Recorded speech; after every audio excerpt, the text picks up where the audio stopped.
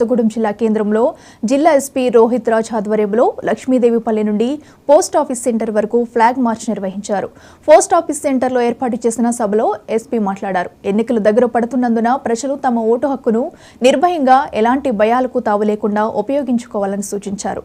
ఎన్నికలంటే holiday అనే భావం పోగొట్టాలని, ప్రతి ఒక్కరూ ఓటు హక్కును వినియోగించుకుని సరైన వారిని ఎన్నుకోవాలని సూచించారు.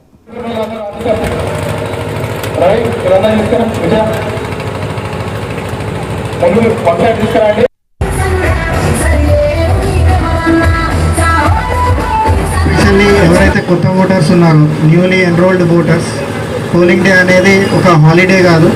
మీరందరూ కూడా ఇంటి నుంచి బయటికి వచ్చి ఏదైతే దేశం కోసం ఒక బ్రైట్ ఫ్యూచర్ కావాలనుకుంటున్నారో అది కళలో సాకారం చేసుకోవాలంటే కూడా మీరందరూ కూడా ఇంటి నుంచి బయటికి వచ్చి ఓటింగ్ చేయాలి.